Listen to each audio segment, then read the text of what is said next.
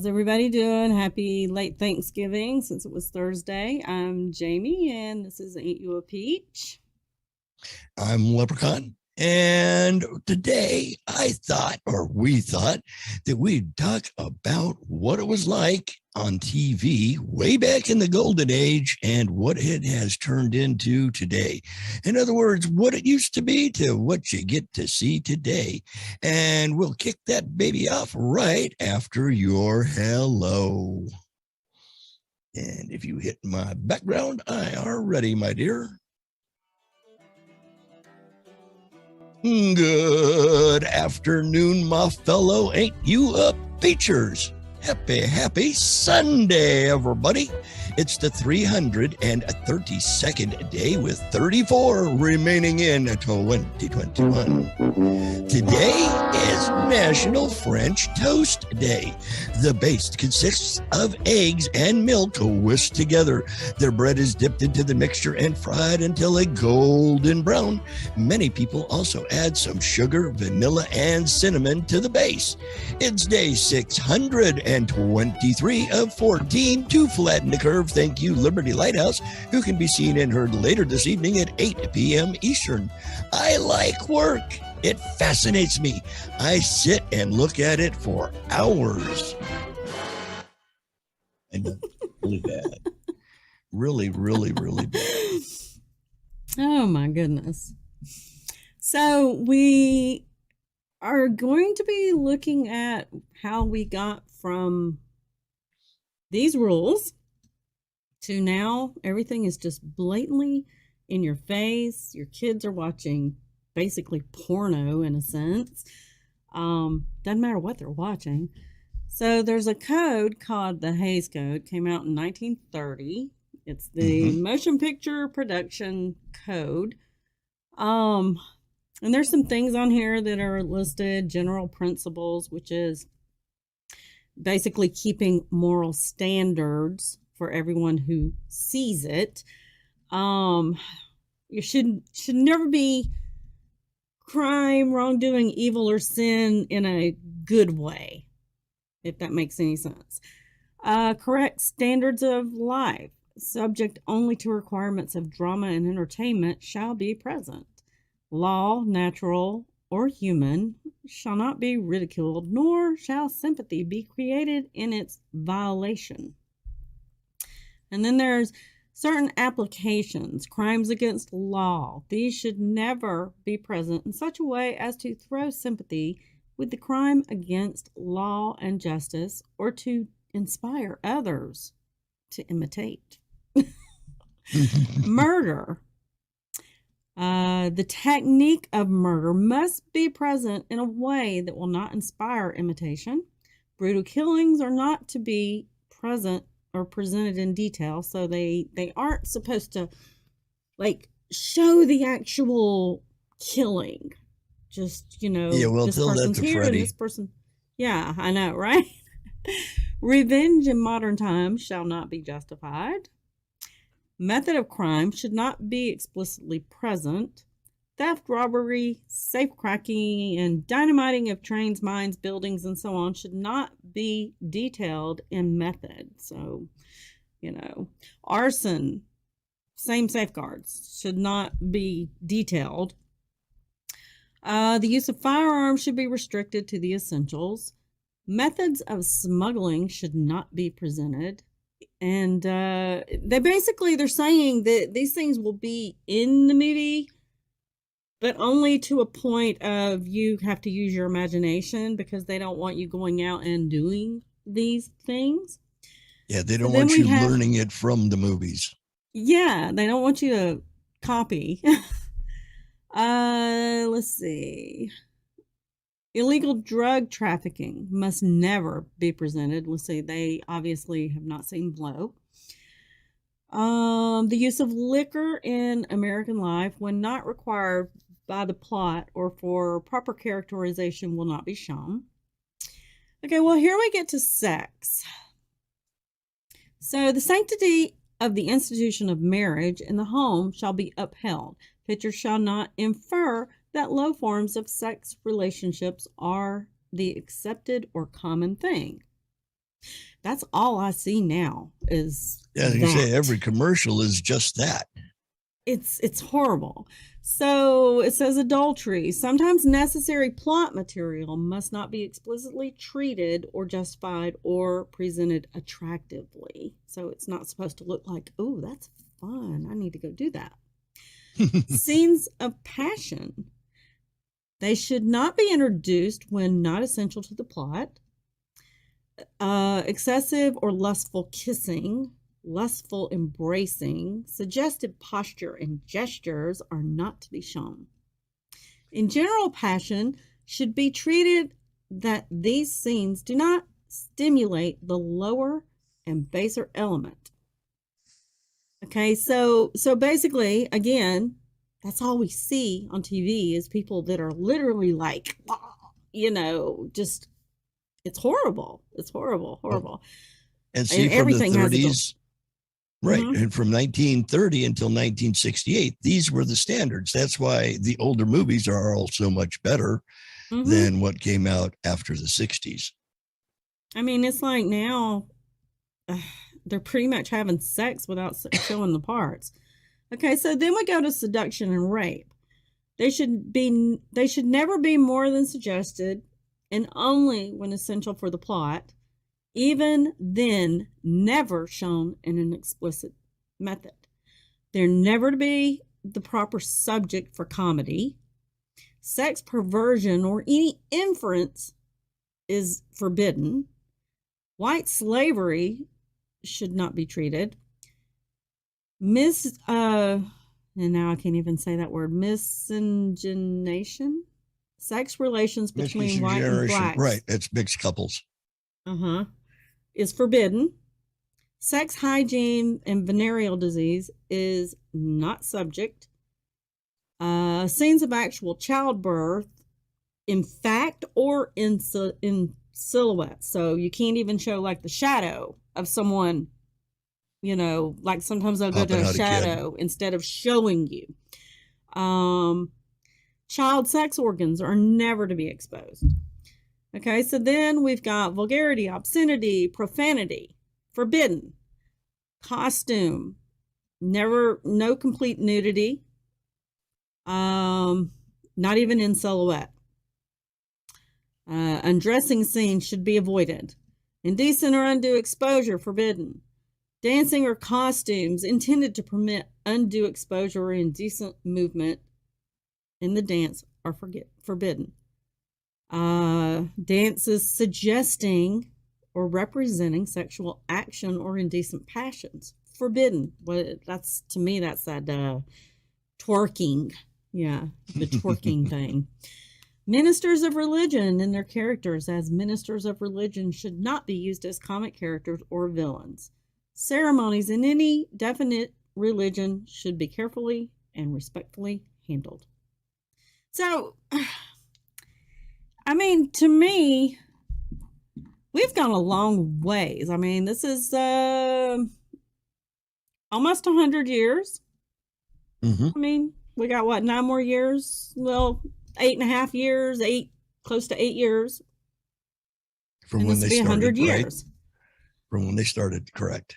But how did we get here? How did we get to where it's okay to show all this everything? Every show that you watch, they're even kid shows. The kids are in relationships. I was playing with Barbies, the age of most of these kids that are doing these kid shows, which to me aren't really kid shows anymore. And here they are already talking about having sex and having. Well, they get that. A lot of that is indoctrination from the schools. Back in the movies, it was, like you said, the Hays Code came out in 1930s, and it was a standard by which the entertainment industry had to follow. It was a group of their peers, I presume, that designed the Hays Codes, and they followed those standards for quite a few years. You couldn't have couples in the same bed. You couldn't have, if there was a kissing scene, the one of the people had to have one foot up off the floor. That's why you always see in the old movies when the girl gets the kiss, her one foot goes up, and usually her little back of her hair does the twirly thing. And I always wondered where that came from. I always wondered about the leg thing because I have never kissed anybody and had my leg go up. Well, that was back, like I say, from 1930 until 1968. So almost 1970. So in the later 60s, you had more of the hippie movement, more progressives, and they changed things big time. So they probably needed some coffee. American Pride Roasters. If you have not tried them, you need to. I'm drinking some Off Track blend by American Pride Roasters. There are a lot of different ones to choose from.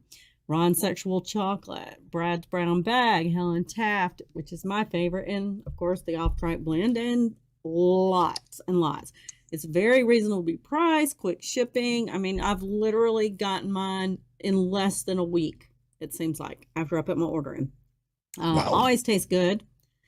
They have right now the 2021 APR Advent Calendar, 25 unique flavors and blends of APR coffee packaged in 1.5 ounce coffee bags, hidden inside of a multicolored burlap bag with Christmas themed buttons for each day. And they're mixing them up, so if you get 2 of them or 3 of them, they will not be the same. So when you open yours and somebody else opens theirs, it won't be the same coffee. Let's see. Each one will be a surprise. Good stuff. There's also a couple of other little Christmas holiday specials that they're running, so you'll have to look at the website, www.americanprideroasters.com. I know they have the Christmas basket going on also. Yes. Until I think the 15th. It's got the 2 coffees in it, doesn't it? I think there's one that has 2 coffees, and I think it comes with a mug, but I'm not 100% sure. That could be the basket. It could be. Yeah, Lucy and Ricky were a television couple that were really a couple. They were actually married husband and wife. And they eventually did have a kid, little Ricky, as I recall them calling him from the show. But by the standards of the Hayes Act, the 1950 TV standards back then, they slept in separate beds. One was in one and one was in the other. Now it's probably, they may have pushed the beds together on special nights, but one can only speculate, right? Maybe Thanksgiving. Could have been Thanksgiving.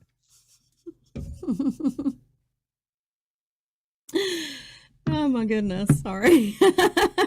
You lost it. I know. And my thing won't go. There it goes. Okay. So what about all? Yeah, my thing won't go. Does anybody remember watching All in the Family? Okay. Everybody remembers Edith and Archie. Oh, Archie. So they were married, and he was a bigot, always saying some words that he shouldn't be saying. Well, Edith was discovered seeking advice on making love when she's caught reading a sex manual by her daughter, Gloria, and her husband, Mike. Yeah, that would be Sally Struthers and Rob Reiner. And Rob Reiner hasn't fallen too far from his name there on the show. Meathead. If you see any of his posts, boy, he sure were. Mm-hmm. There was another show. NBC had it. Big hit. Everybody liked it. I do believe it was called Friends. And... or excuse me, Seinfeld. I scrolled up too quick. Seinfeld is the NBC hit. Well, I moved the thing and it said Friends here, and I went, what? Friends? And the hit tackled such daring at the time topics as friends with benefits, relationships. And they managed to have an entire episode revolve around the characters having a contest for who could go the longest without cranking their turn or jacking their meat or choking their chicken or any other probable terms, dropping the kids off at the pool, and all without the episode actually using the term masturbation. The whole show, the entire half hour, well, actually only 22 minutes, about masturbation, and they never said it, not one time. Mm-hmm. Then you got Beverly Hills 90210. Now I watched that. It wasn't horrible, but I guess I didn't have the morals that I have now. This was a Fox drama, which I think Fox was fairly new back then, and it was 99 or 1990, and it went from 90 to 2000. About a group of high schoolers from Beverly Hills, and lots of so major movement. Can't talk here. In the hit series was Donna, who was Tori Spelling, finally lost her virginity to David Brian Austin Green on graduation night during season 7. The high school sweethearts eventually got married later on down the road, but I mean, a lot of teenagers were watching this. I was an adult when I was watching it, but this was more aimed at the younger people. So here we are saying, this is how you lose your virginity. It's called to lose your virginity. And it said they were high school sweethearts, so that must have been some really tough classes because it didn't happen until season 7. Now, most high schools are only 4 years that I know of, but hey, they stretched it out. They made it a 7-year gig just so she could graduate. What you could do, and you and everybody that's listening, you know what you could do? You could go over to Mojo 50. That's right. You go over to mojo50.com, and at the top you see them little buttons. If you scroll over 1, 2, 3 to the left there, or to the right, sorry, that's this way, and click that donate button, boom, right there in front of you. You can't help but see it. It's in your face. It's the Mojo 50 2021 Christmas ornament. That's right. You can have that very own ornament for your Christmas tree for a donation to the station. You're not buying the ornament. No. The station will send you an ornament in gratitude for your $25 donation, which is nothing more than a Hamilton and a Lincoln. So send a couple of them, send a whole bunch of them, send a whole group of them, send a Hamilton, send 3 or 4 Hamiltons, send 5 or 6 Jacksons, some Benjamins, throw Franklin in there too. Why not? Hey, add Grant to the list, and you can get your very own Mojo 50 2021 Christmas ornament. And you'll have to do it quick, because by December 10th, you won't be able to get them shipped to you after that date, unless it be late. So hurry up and get over to Mojo 50 and get your 2021 Christmas ornament. One of my favorite shows on TV way back in the day was Buffy the Vampire Slayer. She was out killing vamps, and it's a cute little blonde, but her sidekick, cute little redhead. As a matter of fact, in the final season of Buffy, the Supernatural series featured one of the first lesbian sex scenes on TV with Willow, played by Allison Hannigan, who is so hot, and also made the, not Porky's, but Stickler. What was the name of those shows with Stickler? One time at band camp? Yeah, that was American Pie. American Pie. And they have a whole bunch of them. And she got it on, or had an affair with Tara, who is Amber Benson. Don't know who Amber Benson is, but she looks pretty good too. And one year at band camp, I had sex with a girl. I know, it was one year at band camp, she did something with her flute. And the show had Sarah Michelle Gellar, who also does a lot of Lifetime shows, I do believe, and Nicholas Brendan and David Boranza.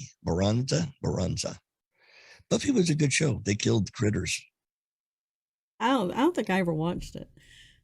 Okay, Dawson's Creek, I did watch. The teen drama, again, we're in a teen drama, but I watched it. I was late 20s, early 30s maybe. Friends, Dawson and Joey, which was James Vanderbeek and or Beek, sorry, and Joey, Katie Holmes. And then there were two others. Michelle Williams was in it, Jen, and Pacey, which is Joshua Jackson. They had plenty of sex scenes in there. I mean, a lot. Ooh. They were all longtime friends, and Dawson and Joey hooked up. When they weren't together, they were engaging in sexual activities with Jen while Joey slept with Pacey. So it was kind of, Well, everybody slept with everybody. So here we go with let's just sleep around and around. And I'll say, back in the 50s, you didn't do that. Well, they maybe did it, but they didn't show it. Let's see, the HBO iconic show Sex in the City. Who was that? Sarah? No, not Sarah Michelle Gellar. Jessica Parker? Yes. Sarah Jessica Parker, something like that. Anybody always says she has a horse face. Anyway, the iconic HBO show covered it all as its characters navigated the dating world and everything that comes with it, including STDs, promiscuity. Of course, you can't get STDs without promiscuity, and the practice of safe sex. Hey, abstinence, you can't catch an STD. The groundbreaking series ran from 1998 to 2004. And then we have Queer as Folk, which I never saw. It was a Showtime. Thanks, three of us. Yeah, it was one of those Showtime ones. It ran from 2000 to 2005, and it revolved around the lives of gay men and women. It's based on a British series of the same name. It broke ground being the first show to depict a simulated sex scene between two characters of the same gender. Well, wait a minute now. Didn't we just read that Buffy and her had the first lesbian sex scene? So how could they? They were the same gender. I have no idea, to be quite honest. I don't either. Beyond my, I don't know. How about Family Guy? I remember that. That's Lois and Family Guy. Stewie and Brian. Fox adult animated sitcom has offered numerous amounts of risque behavior from Lois, who is voiced by Alex Borstein, and Peter, who is Seth MacFarlane. Isn't he one of the writers? Lying butt naked on the living room couch to Stewie, who's also voiced by MacFarlane, fantasizing about receiving some kinky abuse from Lois. Yeah, Stewie was the baby. Brian was the dog. He's always wanting to kill his mom. I was never into the cartoons. I just never got into any of that weirdness, kind of. Right. But we also had South Park, which was 2003. Fat Butt and Pancake Head Cartman created a hand puppet, Mrs. Lopez, who looked like Jennifer Lopez. Ben Affleck became taken by the hand puppet, and the two were shown waking up together in Cartman's bed, with Affleck saying he made love to Ms. Lopez all night long, and Cartman yelling, "Oh, his spooge." And we are going into a commercial in 20 or 30 seconds. But yeah, I'm still trying to wrap my head around how we jumped. I mean, it was like we literally jumped. There was even after this thing ended. Even in the 60s from sane and 70s. normal to what the fire truck. I mean, it just makes no sense to me. It blows me away how it's full-blown sex pretty much now. Other than, you can't see the body parts, but it's very creepy. Some of the shows, where will we be in another 100 years? Think about that, and we will see y'all when we get back from the break.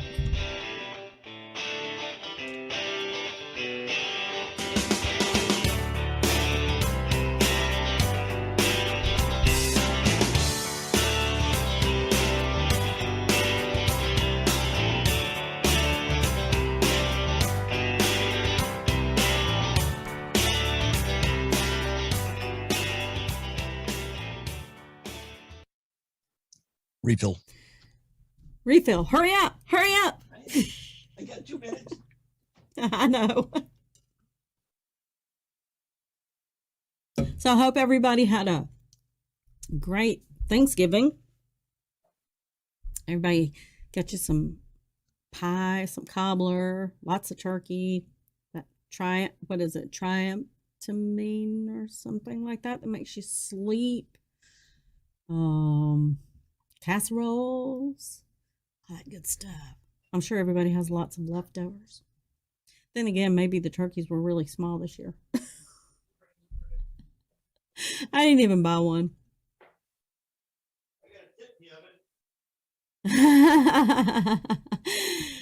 Lap, of course, kept with tradition.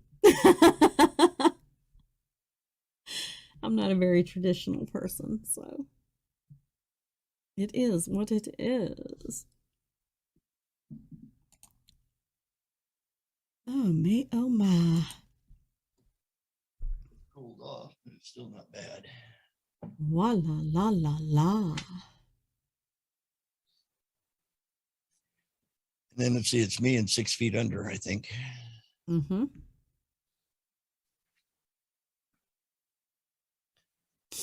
Oh, my nose is going crazy. I don't know why. I got my taters to do and stuffing. I basted the bird before we started. Oh, you can be eating this for a week. Yeah, it's just one breast. You'll be eating it for a week. Well, maybe a half a week. How's that? Yeah.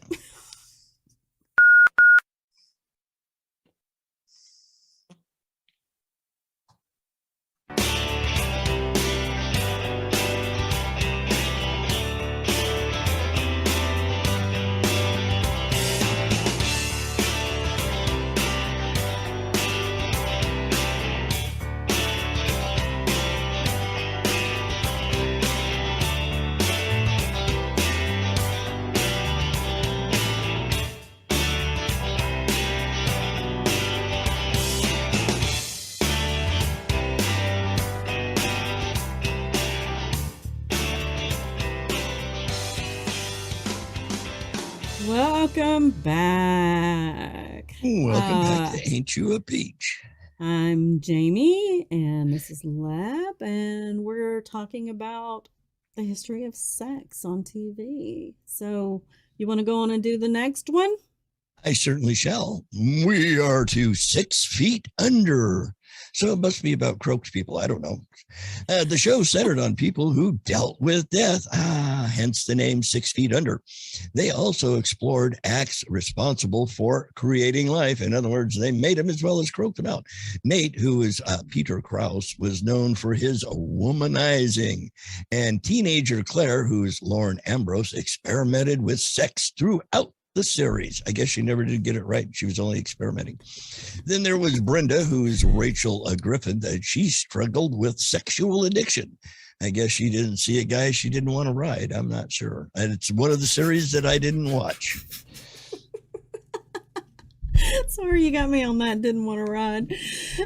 Next is Grey's Anatomy. I actually did love this show. I watched it for a really, really, really long time. Me three. I forgot what happened. It was right after they got married, I think, is when I quit watching it. I don't know what happened. I guess life got in the way. But for those of you who haven't watched it, it's a medical drama. It was on ABC. Lots of sex and love between fellow doctors from Derek, Patrick Dempsey, and Meredith, Ellen Pompeo, to Mark, Eric Dane, and Lexi, Kyler Lee. Is that how you say Kyler Lee? Yeah, Shiler. It also had Sandra Oh, Justin Chambers, James Picken Jr., and Chandra Wilson. And it's really funny because me and my roommate watch lots of medical shows. That was the main reason I started watching it, was because I do medical, and I was always told to keep up with the medical stuff, to watch medical things. And we're always looking at each other going, did they really go back in those rooms? You know, they got those rooms for where they can take a break and take a little nap or whatever, and go back there and have sex. I just find it hard to believe that in reality, that kind of stuff happens. So, I'm sure they get it wherever they can find it. It just is weird. There's a lot of promiscuity going on in the workplace. My next one is The L Word. Okay. Then this is a Showtime series which ran from 2004 to 2009, and it turned heads with its portrayal of intimate scenes between, oh, cool, lesbians. Hey, do we have any bean footage on that one? No, and bisexuals, and transgender. Well, the first one I could go along with. That doesn't sound bad. Yeah, I didn't. That's one that I didn't watch, so I don't know a thing about it. It's on one of those pay to view TV channels. It's bad enough that I had to pay Dish. I need to cancel them anyway, but I don't have anything extra. Why do I want to give them more for not watching the thing anyway? But that's just me. So mine is Mad Men. I don't think I've ever watched this. Don Draper, John Hamm oozes sex appeal in Mad Men, and the perennial womanizer has plenty of intimate encounters, though sex is often depicted as a joyless pursuit for him. I wonder if it's more joyless than, not having any food when shit hits the fan, should we say. We all can't be like Beaver and can our little butts off. So with everything going the way it is right now, we need to be prepared. That's why you should check out www.preparewithmojo.com. You can save $100 on each 3-month emergency food kit you purchase, which includes meals with at least 2,000 calories per day, 21 varieties up to 25-year shelf life, meals in resealable heavy-duty 4-layer pouches with oxygen absorbers to extend shelf life, food grown and packed in the U.S., no MSG, tasty breakfast, lunch, dinner, drinks, and snacks, easy to prepare meals, sealed into 6 rugged, water-resistant buckets, and it has free shipping and handling. So go to www.preparewithmojo50.com. Did you say meals and sex, or was that snacks? Snacks? Snacks. I was, me, I'm blind and deaf in one ear and can't see out the other. Dirty mind. What? Never. Hey, I understand those banana chips that come in with those Prepare with Mojo from My Patriot Supply are the bomb. From what I hear, Brad Staggs seems to evaporate in his house due to the humidity. I'm not quite certain, but they just seem to disappear. I have a show called Parenthood. Well, that makes sense. And it was on NBC, another channel I didn't watch. And it has typically kept its depictions of sex to post-coital cuddling, though the show was slammed by conservatives for a 2012 episode in which teenager Drew, who was played by Miles Heiser, loses her virginity. Of course, it didn't say teenager, so that could mean she was 18 or 19. She was less than 20. Could have been legal. The episode didn't show much flesh, though, sticking to showing underwear falling to the floor and the characters anticipating faces to imply that dirty deed. At the time, Bill O'Reilly complained that Parenthood didn't show consequences of teen sex, but the couple ended up having an abortion in an emotionally episode the next year. Wow. That's another one. Never watched it. Don't know a thing about it.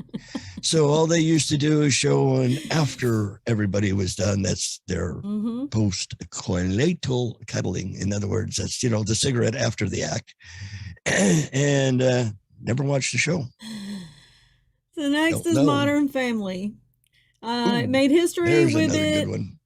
It made history with its season 5 premiere. Though Mitchell, Jesse Tyler Ferguson, and Cameron Eric Stonestreet have yet to have on-screen sex life. They were a gay couple, married and all that, but they never showed anything. So, next. I lost audio. Oh, no. You can't hear me? Oh, Leprechaun, where'd you go? Hello. I'm sorry, dearie. I can't hear you. I hear right you. Now. I can hear you. Go on to the next. There's more than one way to skin a cat. I just won't have to wear my pretty hat. I don't know. It just went. Hello? All of a sudden, Hello? you went away.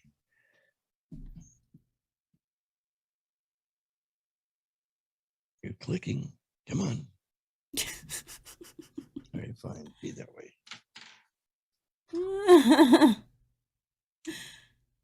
Okay, it's on to you.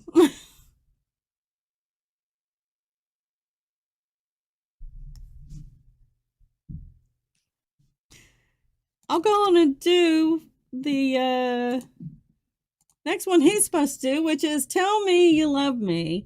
HBO, one season, 2007, known for its particularly explicit scenes, including realistic depictions of oral sex and masturbation. It was rumored that the scenes were real, though the cast insisted the sex was all simultation. Are you there? I'll do the next one. True Blood, HBO's vampire hit, known for its steamy and sometimes trippy sex scenes, especially those taking place between its human and undead characters. And then we have Glee, the first time episode from season 3. Blaine, Darren Criss, and Kurt, Chris Koffler, decide to wait to have sex at first, but by the end, the two are seen kissing and lying in bed together. And then we have Girls. Lena Durham's hit HBO series isn't afraid to go all the way, even if it causes a bit of controversy. In the season 2 episode, On All Fours, use your own imagination here, Adam, who is Adam Driver, seems to force sex on Natalie, Sherry Appleby, which some viewers and critics slam as bordering rape. That's not good. Yeah. So you get Masters of Sex. Hey, I can master this one. And Masters of Sex, the 1950 set Showtime series centers on Dr. William Masters and Virginia Johnson, pioneering researchers of human sexuality. The sexy series stars Michael Sheen and Lizzie Kaplan. Now, Williams Masters and Virginia Johnson, they came out with the Johnson and Masters sex manuals back in 60s, I want to say. Hey, Google, when did Masters and Johnson sex manual come out? I guess she decided to take the day off. It is Thanksgiving. Hey, Google, when did Masters and Johnson write their book? According to Wikipedia, they jointly wrote 2 classic texts in the field, Human Sexual Response and Human Sexual Inadequacy, published in 1966 and 1970, respectively. 66 and 70s. 60s and 70s. I remember my mom had the Joy of Sex. It was hidden in her closet. But of course, you know how us as kids manage to find things that we shouldn't be finding. So yeah, I had a look at that at one time. So what about Bette Midler, the divine Miss M, who I can't stand, began her 2-year run as a headliner at the Coliseum at Caesar's Palace in February 2008. As the town's 2 toughest years were dawning on closing night of the Showgirl Must Go On, she triumphantly announced, I survived. And I don't know where that one came from because that has nothing to do with sex. Yeah, no, that was I did the same thing. I clicked. It started a whole new segment. We should be on this tab. I'm on the Lucy one now. Yeah. Remember when I did the same thing? We were clicking. Don't you just love live shows? I did the same thing. I was clicking on the buttons. Now, the one we're on now is I Love Lucy. It's not shocking that MTV ran a commercial for a pregnancy test during Skins, which I'm guessing is a show. But back in 1952, again, the Hayes laws under effect, when Ricky was loving Lucy on CBS, in separate beds, of course, they couldn't use the word pregnant. Never mind that they were married in real life. And as an on-screen, Lucy found out she was expecting. In the episode, Lucy is enticed. They couldn't even say she was knocked up back in them days. That was taboo. Then we have Bewitched. Unlike other TV couples of the time, Samantha and Darren shared a bed. They didn't sleep in separate beds. But then again, she was a witch, not a mere mortal. Herman and Lily had the monsters, who also slept in the same mattress, of course. They also were not human. Yet before separate beds had become television norm, the most definitely human characters and real-life married couple who headlined the late 1940s show Mary Kay and Johnny are one of TV's earliest sitcoms that actually shared a bed. I don't remember them. I don't either. Mary Kay and Johnny. That was before I remember TV. Now this show I do remember. Way back in 1972, 2 decades after Lucy's not pregnancy, and just before the Supreme Court Roe versus Wade decision, the title character of Maude, which was a spinoff from All in the Family, she was, I believe, a neighbor of Archie, chose to have an abortion. 2 decades after that, Murphy Brown drew the ire of Dan Quayle when its title character, Murphy Brown, a single mother. They didn't like that back in them days. And then we have was hot. We have Charlie's Angels. The 70s show saw several television programs take on a serious social issue. But that decade also saw the success of Jiggle TV. Remember, what's her name? Bo Derek running across the beach. And that was in 10. You got the idea. Yeah. Shows in this loose genre included Charlie's Angels, which Time in a 1976 cover story said might be called family-style porn. A mild erotic fantasy that appeals about equally to men and women. I can believe that. I definitely remember Charlie's Angels. Oh, a good old comedy. Boy, did it ever tackle some strange subjects. Does anybody remember Soap from 77? It was on ABC, and they had all kinds of letters sent to the show. Protesting this soap opera parody in which Billy Crystal, who's very funny, played openly gay character Jody, and the same sex physical activity on a television series was still a long way off. However, in 89, just the sight of 2 men sharing a bed on a 30-something caused some sponsors to vanish, along with more than $1 million of ad money. And back in 89, pre-90, $1 million was actually a lick of money. Yep. So then we have NYPD Blue. It's an American Family Association objected to the American Family Association objected to the cops' drama, steamy sex scenes, and more than 50 ABC affiliates chose not to air its 1993 pilot. Over its 12-year run, NYPD Blue often flouted authority with its depictions of bare behinds, both male and female. On January 4th, a court threw out an FCC fine imposed on ABC for such a shot from an episode that first aired 8 years ago.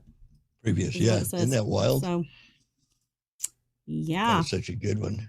Oh, yes. The Super Bowl. Which Super Bowl was it? I don't recall, but it had the wardrobe malfunction. And with the picture that they show on this here website, yeah, that was no accident. The wardrobe malfunction seen around the world occurred in 2004 when viewers caught a glimpse, a good shot of Janet's breast during the Super Bowl halftime show. Nudity, however fleeting, has long been controversial. Back in 1973, it was included in the PBS adaptation of the play Steam Bath, and several stations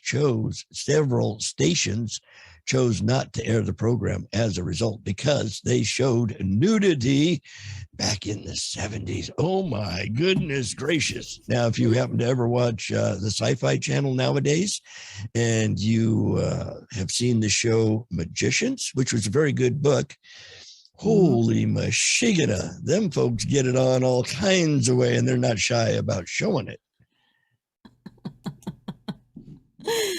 So then we have Gossip Girl. It's a CW show that proudly proclaimed in its own advertisement that it was every parent's nightmare. Featured a threesome in 2009.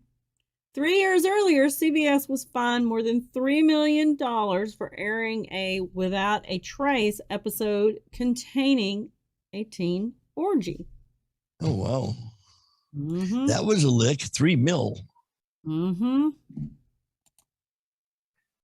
Skins, we mentioned this one earlier. Yes.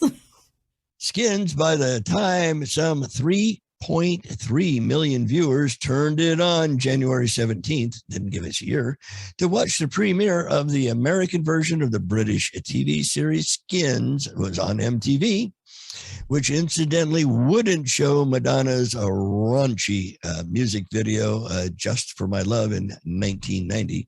But the Parents Television Council, with 1.3 million members, if you are keeping score, they had already deemed the most outrageous program that has ever been foisted on your children. In subsequent weeks, amid a talk about whether certain episodes violated child pornography status, advertisers begin to flee. The audience dropped off as well. I don't remember Skins whatsoever. I mean, what's so funny is the fact that these people were fining for these things. They were, advertisers were leaving, all that kind of stuff. And if you look at the things going on now, it's the opposite. They're leaving, but they're not leaving for those reasons. The right reasons. They're leaving for political reasons, Yep. Things like that. So, I mean, we've come a long way since this Hays Code. And like I said, I just wonder where we're going to be in 100 years. Oh, we have fallen way by the wayside. Yeah, we have. So have you got another ad for us? I surely does. You know what everybody needs to do? Is that to go over to RomikaDesigns.com. If you haven't been there, you need to. They've got the snowflake. I really like them fire truck, shortened version thereof, snowflakes. And they have several different styles to choose from. Your granny would never know. They have the PD ornament is there at Romika. They have the COVID shot glasses. So in case anybody comes up to your door and says, "Hey, son, you need a COVID shot," say, "Hang on a minute there, Mr. Shotzer. Let me pour me one here. There's my first shot. Hey, I happen to have a booster. Here's mine. You want a third shot?" And then you can pour them one too. That's the only way you can do that is if you go over to RomikaDesigns.com. That's right. They have the COVID shot glasses just for that purpose, and that's sharing shots, and everybody should. And as a matter of fact, if you use the promo code MOJO50 while you're over there, because I don't think Ain't You a Peach will work yet, maybe someday, but not quite yet. But if you use the promo code MOJO50, you can save yourself a little dough. That's over there at RomikaDesigns.com. Check them out and hurry because Christmas is upon us and they're going to quit shipping the 15th, I think, but don't quote me on that because it might only be the 13th. And now it's time for Spaced with Leprechaun. I'm a huge space nut. Yay. I love my space stuff. It's kind of cool to talk about stuff up in the up in the air. Hey, something cool happened this week. As a matter of fact, let's see, it was about 3-4, I guess it's been almost a week ago now. Tuesday night, they launched from Vandenberg the DART mission. And what DART is a double asteroid redirect test, DART. That's pretty cool. So what they're doing is they're launching a satellite way out in space, out there in left field. And they've got this little asteroid that they're going to try and see if they can change its trajectory. And if they can, then if a great big one is inbound for us, theoretically they could stop it. But I really wish they wouldn't. A great big one. Nice. Yeah. Think of the dinosaurs. That would be great. But yeah, the DART mission. And what they're going to do is send the satellite out to the asteroid, or it's actually an asteroid-ette because it's only about the size of a refrigerator. Let's see. The large asteroid is Didymos, and it's 2,500 feet in diameter, and its companion, Didymos B, is only 525 feet or 160 meters. And that's the one they're going to try and bump.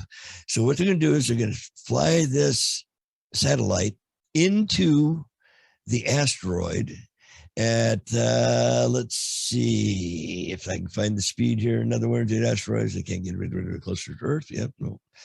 500 feet. Nope. It's supposed to be coming in at about 1,000 miles per hour. And when it hits it, it's supposed to kick it off. Oh, wait a minute. I'm sorry. It's a deliberate crash itself into the moonlet. That's the little one at a speed of 4.1 miles or 6.6 kilometers. That's what it was. So they're going to hit this thing at, 4 miles an hour and nudge it off its regular trajectory. Now, I kind of contemplating and wondering whether or not the nudge would bump it into a bigger rock. Think about a pool table. When you shoot a shot and it hits a ball and then a ball hits a ball that hits a ball, you end up with, you don't really know what's going to happen because it's just kind of a cluster schmuck with everything rolling around the table. Will DART do the same thing? Could we be doing our undoing by nudging this little rock to go, ooh, look, we made it move from where it wasn't hitting nothing to where it runs into a great big one that runs into us? I don't know. Could it? Video? Maybe. Possibly. Hey, that's right. We do have some beautiful bean footage, don't we? Mm-hmm. Yay. And let that beautiful bean footage roll.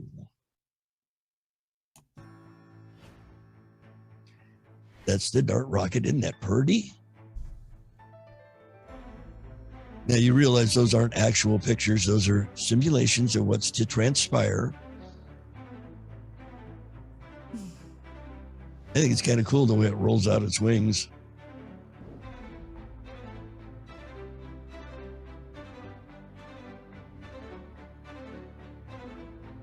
See, big rock, little rock.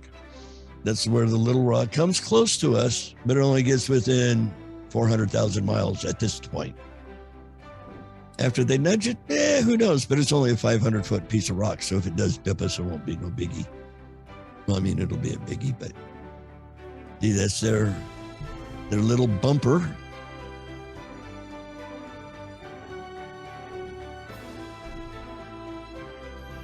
Target locked. Zeroing in.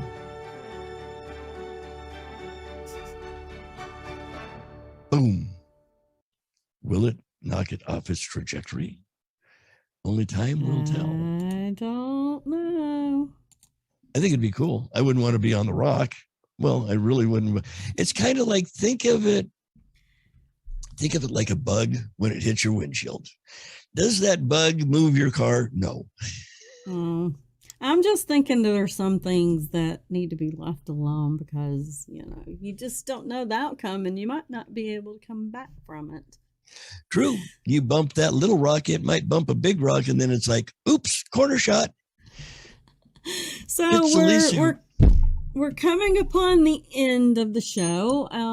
So if anything you got from this show today, unless you're really into the porno stuff, might be time to turn your TV off because I'm literally at the point where, unless I'm doing research, I prefer to watch old stuff, Mary Tyler Moore, stuff at least from the 70s where it was halfway decent. Turner Classic Movies, they have great stuff. Yeah, I just don't, it's like every time I watch TV, I feel like I'm watching a porno. I feel dirty. I need a shower or a cigarette, one or Yeah. the other. Exactly. But I hope y'all enjoyed the show, and we will be back next Sunday, same time at noon. What is our replay? It's Tuesday, I think. Wednesday at 6, I want to say. Okay. And we'll But see just all because y'all. I'm saying that doesn't mean I'm accurate. We'll see y'all next week.